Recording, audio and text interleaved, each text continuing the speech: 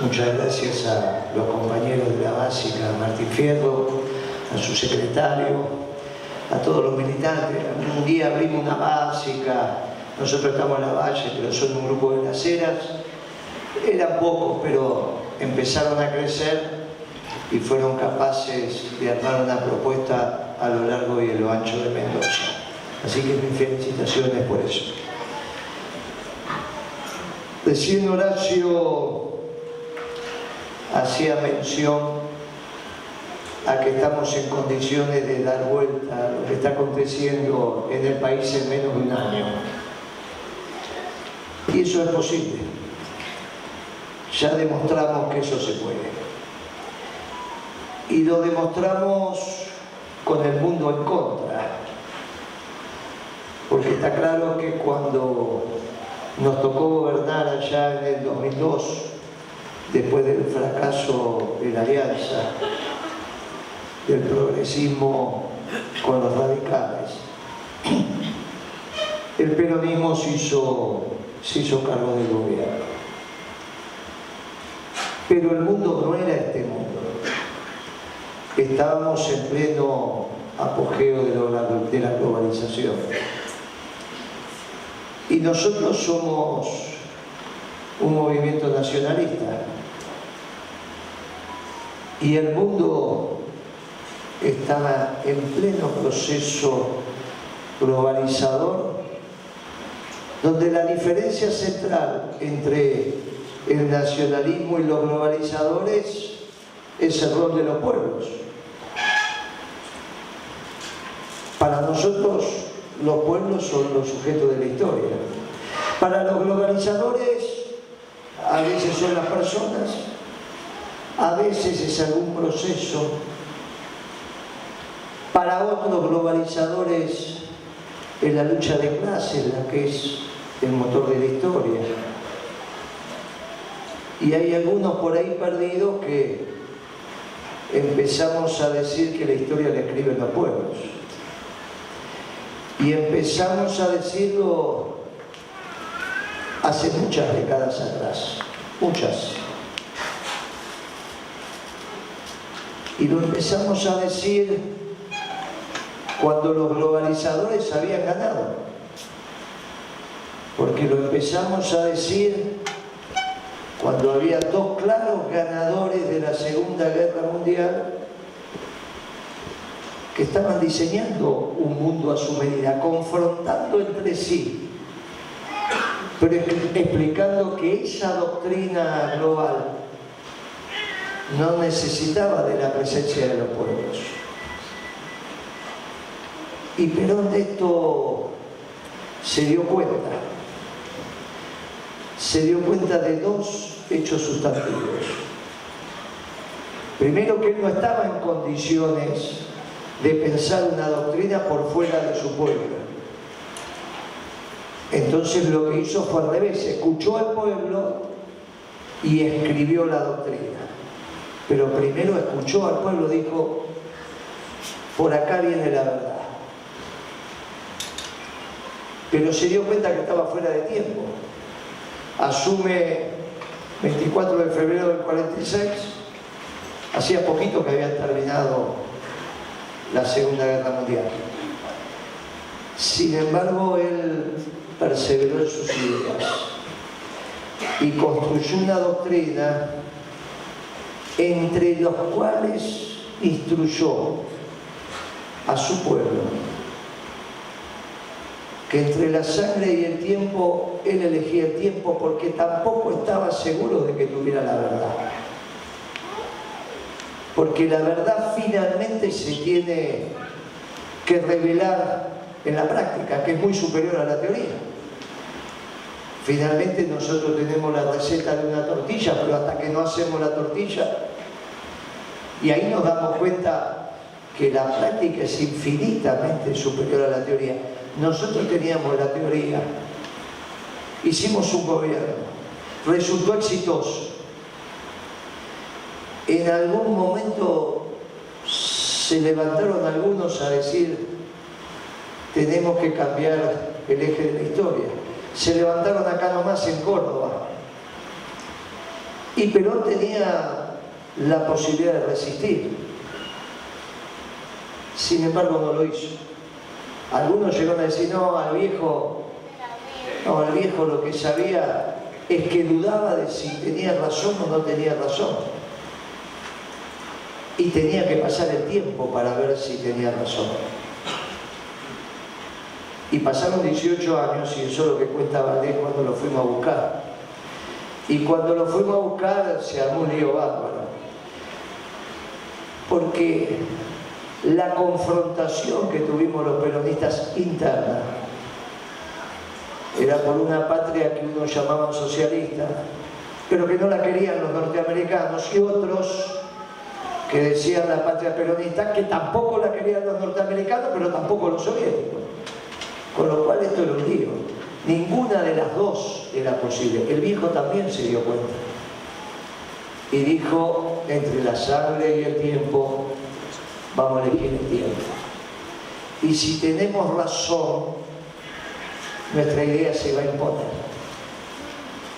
Piensen ustedes la capacidad que tenía ese hombre de construir lo que él había detectado en el pueblo, considerando que era la verdad, pero ponerla sujeta, esa verdad, a la realidad del paso del tiempo. Una duda enorme. Y sabía que se iba a morir con la duda. Y se murió con la duda. Porque cuando se murió allá en el 74, todavía el mundo estaba transitando la Guerra Fría, y los dos imperios que habían nacido a las postrimerías de la Segunda Guerra todavía estaban naciendo de las suyas. Se murió con la duda, pero dejó las enseñanzas. Y resulta que en este girar del mundo esa Guerra Fría se terminó y apareció un claro ganador. Y ese claro ganador le dio la impronta al mundo de la globalización, que no es otra cosa que negar las especificidades de los pueblos. No, usamos las mismas zapatillas, usamos las mismas camisas, las camperas, pensamos lo mismo, vemos las mismas series, leemos los mismos libros. Sería como un jardín con una sola planta. Claro, esa es la visión de los pueblos que construyeron esas teorías. Muchas de ellas nacidas en las Europas, de pueblos también nacionalistas, pero de un nacionalismo distinto, de ese pueblo que aniquila al distinto, destruye al distinto, genera su identidad hostigando al distinto hasta la muerte, imponiéndose al distinto. En ese imponiéndose es que nace la palabra imperio. Claro, no tiene nada que ver con nuestro nacionalismo de brazos abiertos. Nuestro pueblo, que es muy nacionalista, construye su identidad en el día a día incorporando al distinto. En la comida, en la música, en la cultura, en la doctrina. Solo un pueblo nuevo podía ser una doctrina nacionalista, reivindicando al pueblo como sujeto de la historia, pero amando a otro pueblo, que en vez de levantar muros construye puentes. No cualquier pueblo podía hacer esto. No lo puede, muchachos. Tenía que pasar el tiempo y este pueblo maravilloso también ver si esa verdad se transformaba en evidente. Y el tiempo pasó. Y esa globalización se terminó. Miren qué interesante, porque estas son las pinceladas de la historia. Cuando nosotros en plena globalización empezamos a hacer algunas cosas contrarias a la globalización. Decíamos, por ejemplo, vamos a defender el mercado argentino. Che, si esto se produce en la Argentina, ¿para qué lo vamos a traer? Horacio hace productos elaborados con vidrio. Aparte del vidrio plano, hace botellas, hace envases, hace esta copa. Más cuando las rompemos se pone contento porque dice hay más trabajo. Ese tipo es así. Romper la botella es mejor, más trabajo. Así que... Pero venían de afuera. Y nosotros dijimos, mirá, si vienen de afuera, la muchachada, un producto, otro producto, otro producto. Y decían, no, estos peronistas están en el pasado. Hacen cosas del pasado, están fuera del mundo. Y era doloroso, pero estábamos contrarios al mundo. Cuando tomábamos esas medidas, también dudábamos, porque el mundo iba para otro lado. Hasta los uruguayos se quejaban. Mujica decía, che, Moreno, estás equivocado. El mundo va para otro lado. Y venía a la Argentina a explicar la hidroponía. Cómo los japoneses hacen lechuga de manera vertical. Al viejo Tupac lo escuchábamos, que venía a enseñar cómo teníamos que hacer lechuga. Y nosotros dudábamos. Pero ¿cómo no íbamos a dudar? Dudó, pero, che, estará bien lo que estamos haciendo. Y no, porque el mundo cambió y ustedes defienden el trabajo industrial en una Argentina que tiene que ser postindustrial. Y defienden la administración de comercio cuando el comercio tiene que haber un libre devenir de los bienes y servicios y pasar las fronteras. No los trabajadores. Lo producido por los trabajadores era raro. O sea, un auto tenía que pasar la frontera, una licuadora una frontera, una copa la frontera. El trabajador no. Si el trabajador del sur de México iba para Estados Unidos, ahí la doctrina que mandaba ya no era el libre comercio, sino la defensa y seguridad nacional. Y decíamos, pero bueno, hay que entender que siempre hay algo que explicar. ¿Lo explicaban ellos? No. Lo explicaban los nuestros. Porque los que hablaban por televisión y uno dudaba. ¿Estaremos haciendo las cosas bien? Y dudamos. Y en esa duda, el tiempo fue pasando. Y de repente empezamos a escuchar en otros pueblos que primero tenía que estar en el mercado de ese pueblo. American First. Y nosotros decíamos Argentina primero. Y habían pasado 4 años que ya no estábamos en el gobierno.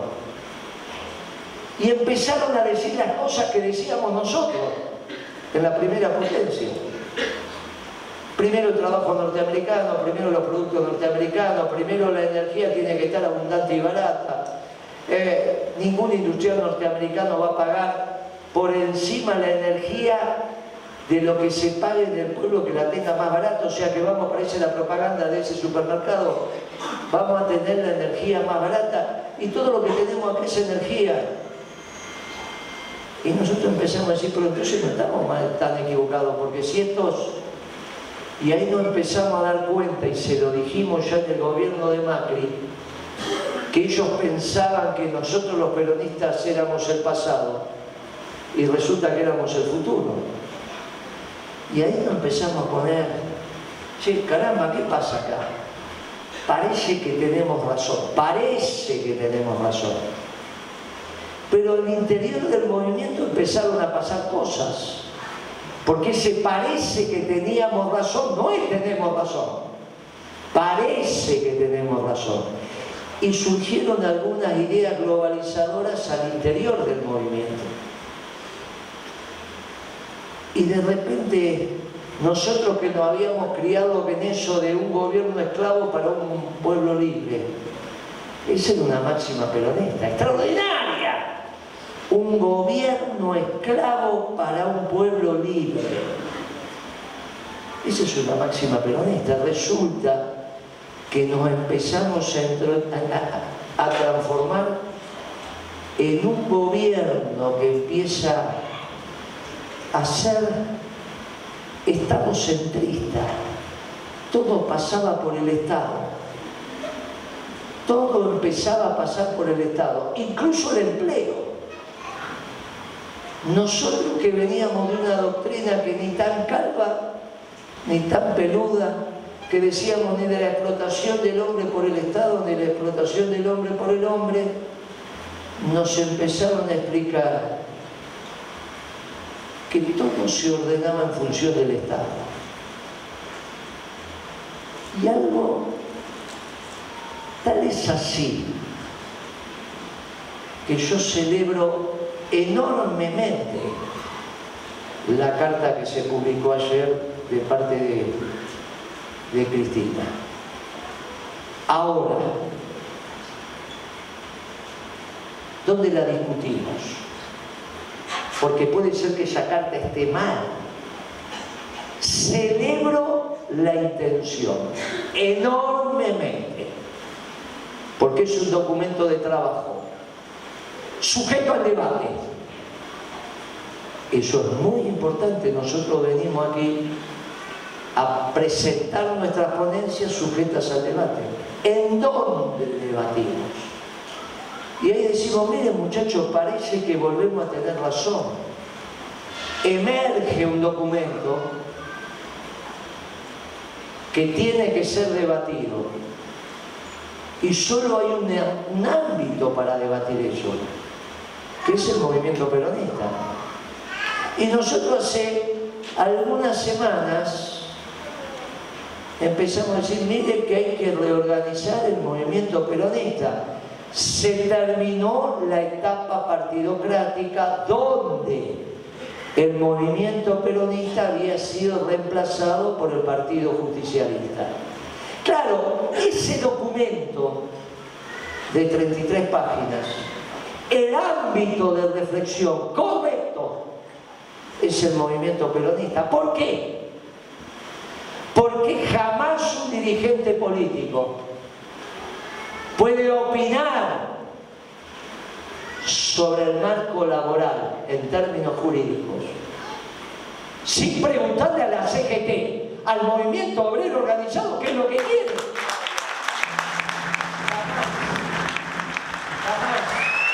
Jamás. No se puede. En el seno del movimiento, el movimiento obrero organizado fijará posición.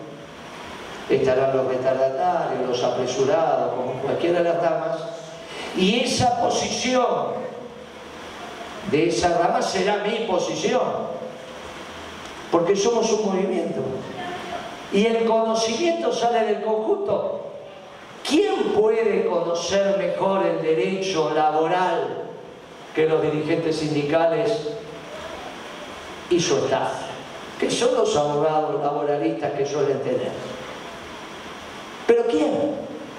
¿Cómo vamos a pensar que nosotros podemos opinar sin consultar al movimiento obrero organizado sobre cómo tiene que ser la legislación laboral? ¿A quién se le ocurre? Dentro del movimiento a nadie. Muchachos, por eso el movimiento es la estructura correcta de organización.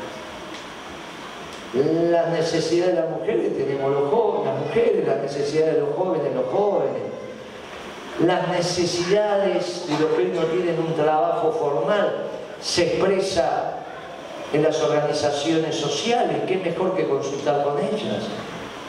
¿O pensamos que nosotros somos lo suficientemente aptos para que en un grupo determinado encontrar la verdad? Pero si la verdad también está sujeta a la práctica y al debate, porque enseña su santidad que la práctica es inmensamente superior a la teoría.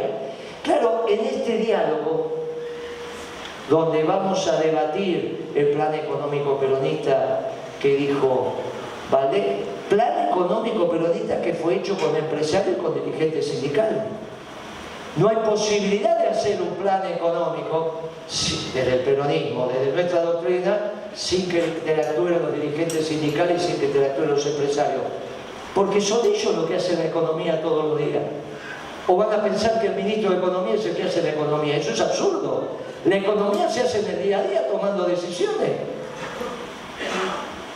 Y para eso precisamos adaptar la metodología de construcción de la toma de decisiones que deviene de nuestra doctrina, que es debatan y construyan. No, dude, ¿cómo dudó Perón?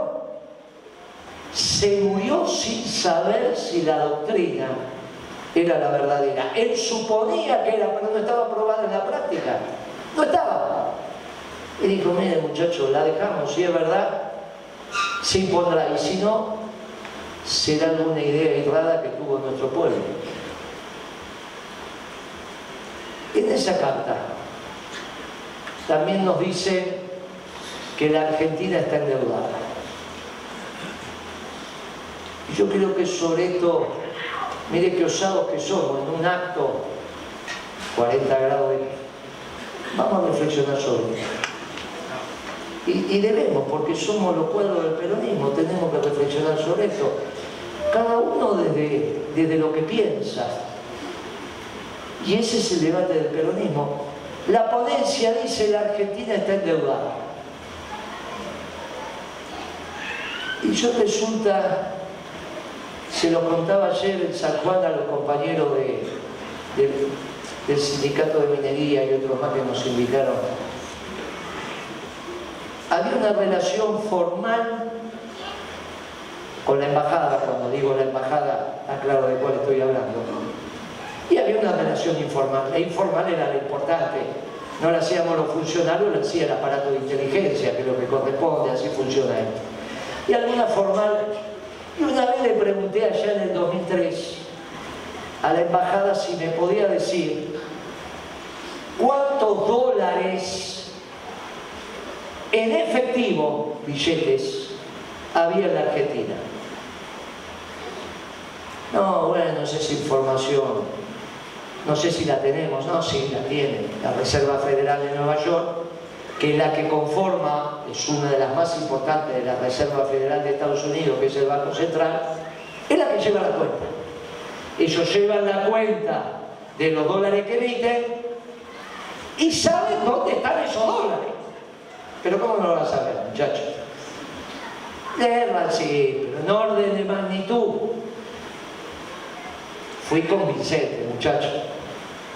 Díganme cuántos dólares vivitos y coleandos hay en la Argentina en el 2003. Nos encontrábamos cada tanto. Y en ese cada tanto que fue pasando el tiempo, un día me trae un papelito. Y me dice, tome, esta es información reservada, pero se la vamos a dar. Y decía 50.000 millones. Año 2003. Yo agarré el papelito para guardármelo. Fue mucho más rápido, dijo, lo memorizó, sí, agarró el papelito y se lo comió. No, estamos diciendo lo que me pasó, no está ni mal ni bien. Entonces hice un pequeño memo que decía, mire, según ellos, en la Argentina hay 50.000 millones vivos. No son los de los inversores calificados, ellos están afuera. Eso es lo que está acá. En el colchón, la caja de seguridad, en el jardín. En el año 2003, cuando uno sumaba todo eso y decía, caramba, con razón tengo tantos pobres. Si la plata no está trabajando, no sirve para nada. Nos llenamos de plata, nos llenamos de pobres. La plata tiene que trabajar. Mucho de eso se puso a trabajar. No hicimos nada, solamente generamos las condiciones para que esa plata se ponga a trabajar. Ustedes piensen que en ese momento Kirchner, que era presidente, tenía más de 640 millones de dólares afuera, que era lo que le había correspondido por la venta de YPF, que había hecho Menem en la segunda etapa de la venta de las acciones de YPF. Se vendió en dos momentos distintos. Primero se vendió una parte y después se vendió el resto. De ese resto que se vendió, 94 por ahí, a Santa Cruz le tocaron 600 y pico de millones de dólares, que con buen tino el gobernador de Santa Cruz, cuando veía que el plan de convertibilidad iba a colapsar, lo puso afuera. Nadie le dijo nada, nadie lo señaló con el dedo, nadie dijo traidor a la patria. Simplemente estaba el patrimonio de los santacruceños que se iba a perder, y el hombre con buen tino. Nadie utilizó un adjetivo calificativo para esa plata. Él era presidente, lo había hecho cuando era gobernador. Ridículo nosotros si decíamos, si tenés la plata afuera sos un traidor a la patria.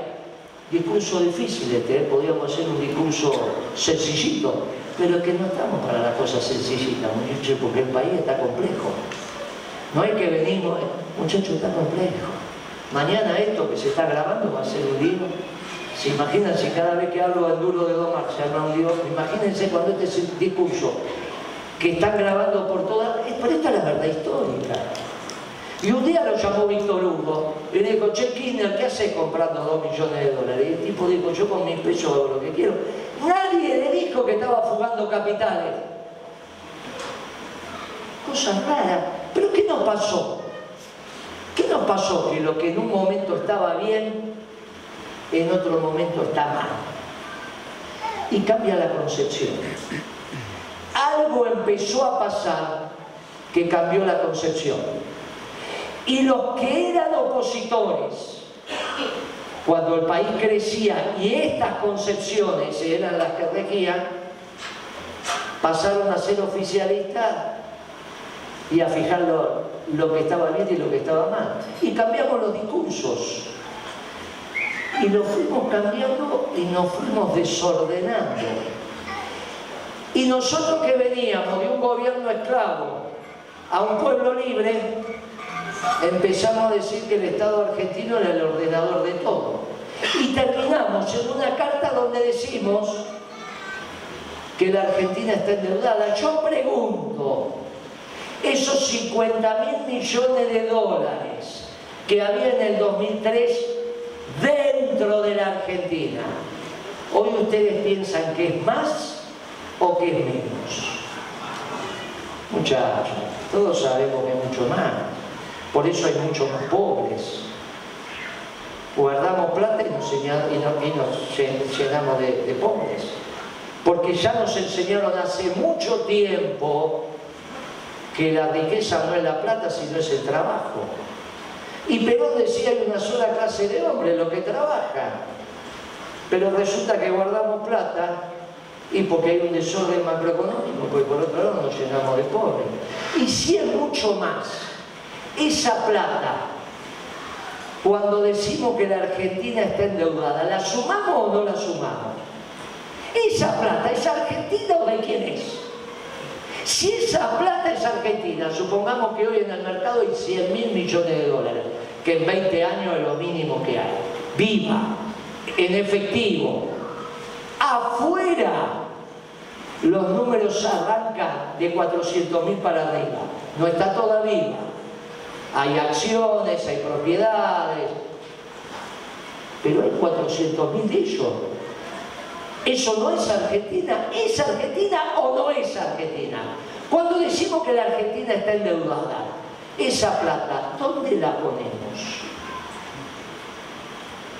Es muy interesante. La plata que Kirchner tenía afuera de Santa Cruz, ¿era argentina o de quién era? Es muy interesante que lo pensemos. Es cuestión que nos pongamos de acuerdo en la definición de Argentina. Si la Argentina no es solo lo público, no es solo el Estado, no es solo el Poder Ejecutivo, sino si la Argentina somos todos y también el sector privado. Momentito, vamos a hacer bien las cuentas. ¿Cuánto tenemos y cuánto debemos? Porque si lo que tenemos es más que lo que debemos, no estamos endeudados. Está endeudado el Estado, está endeudado el Poder Ejecutivo, está endeudado el sector público, pero resulta que el sector privado no está endeudado. Tanto no es así que este muchacho, que hoy nos gobierna, ayer dio una conferencia de prensa con 3 periodistas, de aquellos, algunos de ellos ensobrados. Como dijo en el programa que estamos haciendo, que se llama Debate, que es muy interesante de por qué los medios que de política entienden. Hay 3 instituciones que entienden mucho de política, sobre todo la política no es contar lo que pasó, es contar lo que va a pasar. Para contar lo que pasó están los historiadores, para contar lo que va a pasar está la política. Hay 3 instituciones que de esto saben mucho. Estos no son los muchachos de la CGT, estos secretarios generales, muchachos, cuando se juntan esos 20, 30, entienden todo. La otra es la Corte Suprema. O alguien piensa que la Corte Suprema no entiende lo que va a pasar. Y los otros son los periodistas, muchachos, porque todos estos hablan con los periodistas, le cuentan, y aparte son tipos que... Y de esos 3 periodistas con el presidente le hicieron algunas preguntitas. Y el presidente dijo, ahora tengo 2 instrumentos. Uno es la motosierra y otra es la licuadora. Ahora sacó la licuadora. La licuadora le toca a los trabajadores, le licúan el salario. La licuadora le toca a los jubilados, le licúan la jubilación, a los pensionados y a algunas empresas que le están licuando el capital. Ahora, la licuadora fundamental es porque quiere que el ahorro de los argentinos que viven en la Argentina y que están en dólares los empiecen a gastar. No para invertir, que es lo que hizo nuestro gobierno, no para hacer una represa, para comprar una máquina, no para inversión, sino para sobrevivir. Como no alcanza la plata, él quiere que los dólares que fueron ahorrados ahora se gasten para sobrevivir. Y dice, voy a gastar esos dólares. ¿De qué manera? No dándoles pesos. Entonces está secando la plaza. ¿Cómo sabés que está secando la plaza, Moreno? Porque las cuentas son públicas. Uno mira la emisión monetaria desde que él es presidente y con más de 50% de inflación, los datos de él, 25 en diciembre, 20 en enero, eso da 45, pero como es tasa de interés compuesta, no se suma, sino que se multiplica. Es 125 por 1.20, les va a dar arriba del 50 y la emisión 0 para la que tenemos en el bolsillo. Y esa es la falta de venta de la farmacia, de la ferretería. Si no hay circulante, ¿con qué vamos a comprar? Ah, ¿no te alcanza? Saca los dólares. Ah, qué gauchito que es. Y encima es para vivir, para sobrevivir. Nos comemos los ahorros. Los ahorros que teníamos, ahora los gastamos para sobrevivir. Ahora, no era que venía a que el Estado no gastara, pero resulta que el Estado tiene un déficit tremendo. Dice una cosa y hace otra. No era que venía a no endeudar, y resulta que el Banco Central está emitiendo unos bonos que se llama Bopreal en dólares. Una institución argentina como el Banco Central que no genera dólares, se endeuda en dólares. Pero ¿qué hombre de negocio es este? Es raro. Un negocio que vive del mercado interno como el Banco Central se endeuda en dólares y no exporta nada. Porque si vos sos una empresa exportadora y facturás en dólares, tiene su lógica que te puedas endeudar en dólares. Ahora, si vos vendés para el mercado interno todo es en pesos y te endeudás en dólares, tenés un problema muy serio. Lo aprendimos a fuerza de golpe, pero ahora no. Es raro lo que está haciendo este muchacho. Es muy raro. En donde se suponía que él tenía ventajas, no tiene ventaja. En la entrevista de ayer empezó a aparecer el verdadero Milei. que ya como presidente tiene que hablar de la economía del país. Y cuando habla de la economía del país no sabe lo que dice. Hay que escucharla despacito, la entrevista de ayer. Y empieza a aparecer el Milei que no sabe. Ya nos habíamos dado cuenta por la barrabasada que decía, pero ayer habló de economía. Se la aplazó hablando de economía. Contestando la carta de Cristina, diciéndole a Cristina que no sabe, lo cual puede ser. Pero el problema es que de un lado es abogada y él domina la disciplina. Él no podría no saber los temas elementales, él no sabe. Claro, empezó a decir cosas que los que tienen el oído afinado, este chico no sabe, ya no sabe de filosofía, es anarquista, pero ahora no sabe vestirse, usa campera, en su despacho parece que tiene miedo que lo maten, en su despacho tiene un lío bárbaro. Un día se da la cabeza contra el muro del parlamento, al otro día toma la hostia. Muchachos, hay cosas que están...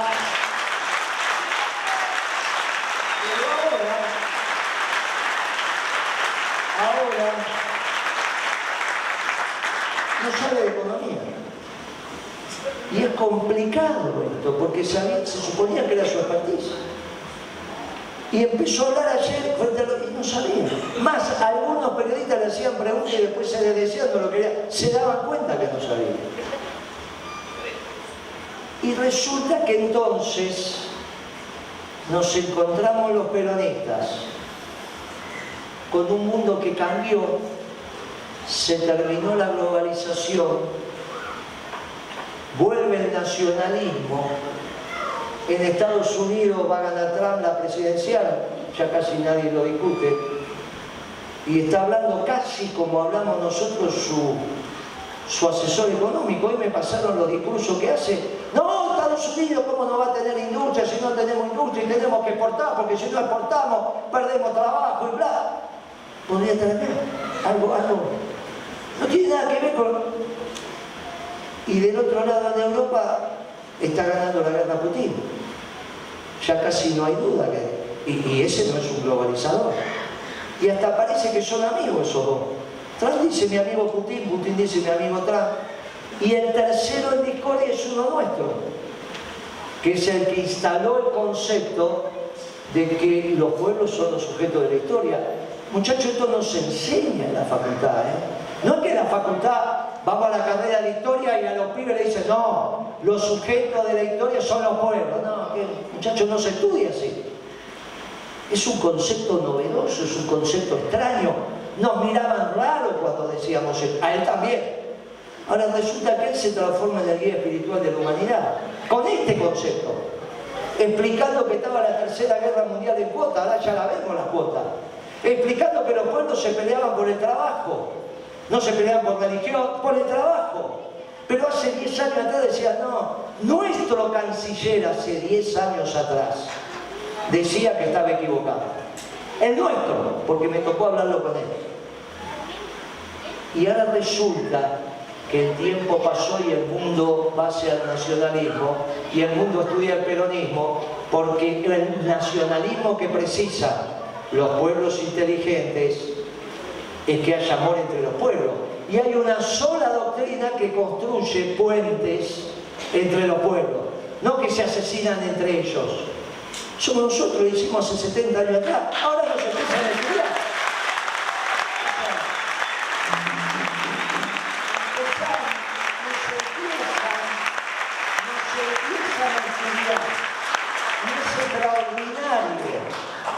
O sea, el mundo que siempre estuvo en contra del peronismo, no hay un solo gobierno peronista que no haya tenido al mundo en contra, incluido el nuestro. El mundo en contra, ya lo conté. Esta sería la primera vez que el peronismo vuelve al gobierno sin el mundo en contra.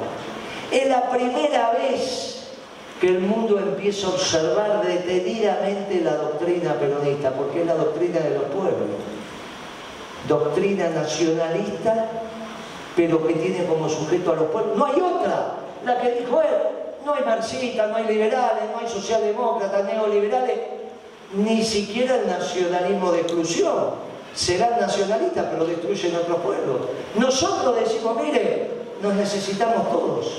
Necesitamos esas raíces para esos frutos. Porque todos los frutos son necesarios, todos los pueblos. No hay una doctrina que diga esto en el mundo. Nosotros decimos, nosotros. Es extraordinario. Y eso pasa en el mundo. Y acá tenemos un anarcocapitalista que ahora nos empezamos a enterar que tampoco sabe economía, que no está preparado y está haciendo cosas insensatas con la economía, no inconsistentes solamente, insensatas. ¿Y cuánto pueden durar las cosas insensatas? Y las cosas insensatas siempre son breves. Claro, dentro de la ley y el orden.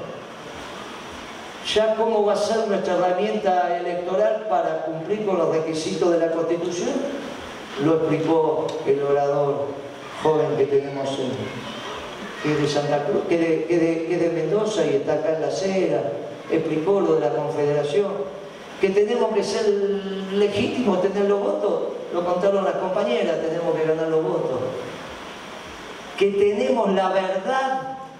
Porque mi ley tiene la legalidad y la legitimidad, pero no tiene la verdad. Parece ser que el mundo empieza a estudiar el peronismo y empieza a reconocer que tenemos la verdad. En Argentina nadie nos da el debate. Nadie. Nosotros decimos, tenemos una verdad, la queremos someter al debate, no vienen. Ni los trotskistas, ni los marxistas, ni los liberales, le ofrecemos el debate a todos. Y estos anarcocapitalistas también. Y tenemos la verdad, no es fácil. Parecería ser que con el paso del tiempo nos empezamos a convencer que tenemos la verdad. Nos faltan dos temas para el buen gobierno. La organización del peronismo, para que entre todos debatamos todas las cartas y los planes económicos, pero en el seno del peronismo, con todas las ramas, con todas las ramas escuchándonos, diciéndonos, hablándonos, no el conocimiento en algún lugar supremo donde aparentemente alguien dio con... No, muchachos, somos humildes. Es en el seno del peronismo, organizado, con su rama. Y nos falta el plan de gobierno. Y lo vamos a tener porque hay que explicarle a la sociedad mendocina y a la sociedad cuyana, argentina, que hay un plan de gobierno, le tenemos que explicar lo que vamos a hacer. Y resulta que en este siglo los únicos que no fracasamos somos los peronistas. Y cuando aplicamos la doctrina que no sabíamos si estábamos haciendo bien las cosas, el país creció, y creció hasta Sachina, y bajó la pobreza, y bajó la indigencia, y volvió el trabajo, y llenaba ese parque de nata y iba de vacaciones. Muchachos, eso lo vivimos hace poquito.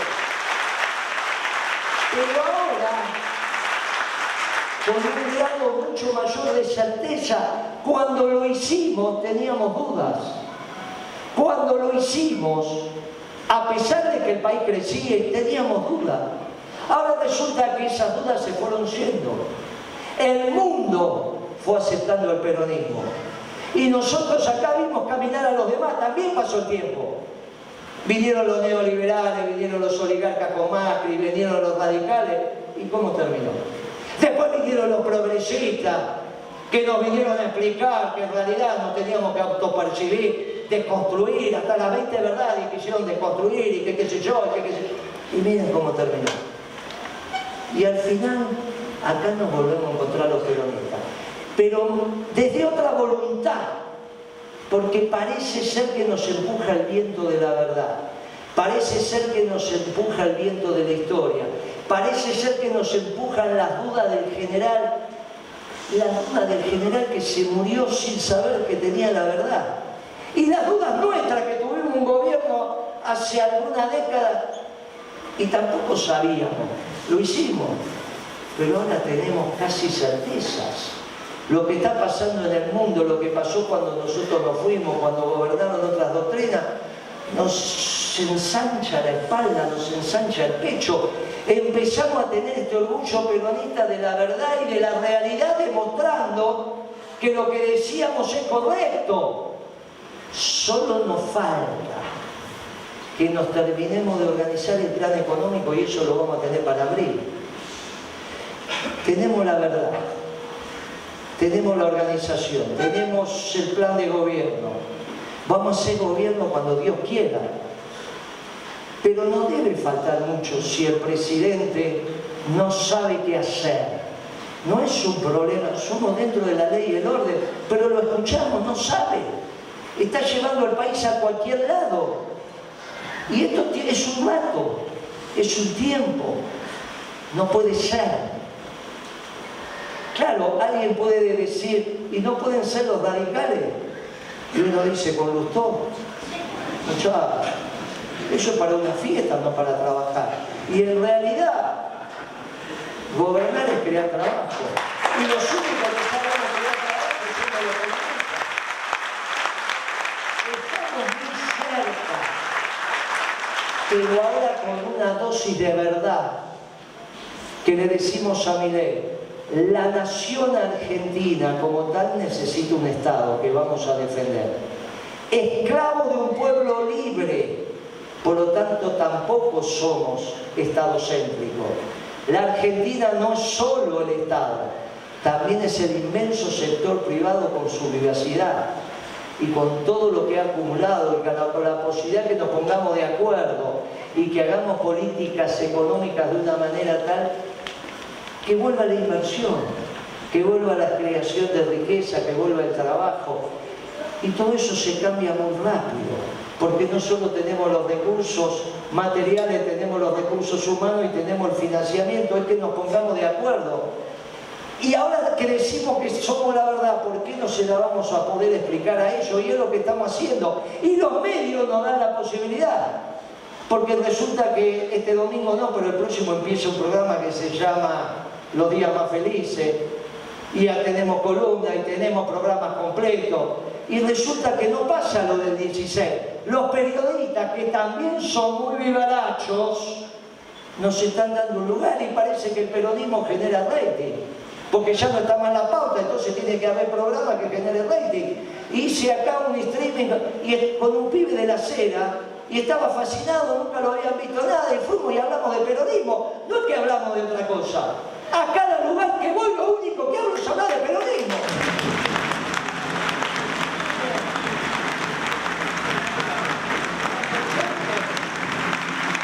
Cuando todos nos pongamos a hablar de peronismo, se va a multiplicar por miles y los vamos a enamorar nuevamente. Y los vamos a enamorar con alegría, no con pálida. Les vamos a decir que vienen los días más felices, que viene para Mendoza, que viene para el Cuyo, sí.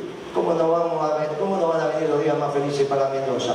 Pero solo para Mendoza no, para Cuyo también. Y solo para Cuyo no, va a venir para toda la Argentina. Y quizás nos falte tanto para que entre ese sol del 25 a través de nuestra ventana. Pero ahí solamente va a empezar el trabajo, porque la marcha que escuchamos al principio, que era Evita Capitana, dice: para todos los pueblos del mundo, una revolución de amor y paz.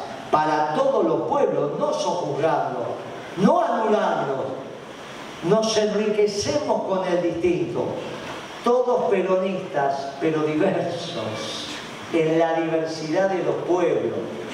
En la diversidad de los pueblos también una doctrina de amor y paz. Todos los pueblos peronistas. Miren, muchachos, ahí Perón va a hacer esa sonrisa que hacía diciendo: sí, al final tenía razón. Costó, pero tenía razón. Muchachos, esto es muy simple. El mundo ya se está dando cuenta. Nos faltan 30 años de un buen gobierno peronista que va a empezar en cualquier momento. Llegó, ahora sí podemos decir a voz en cuello, llegó el momento del peronismo para todos los pueblos.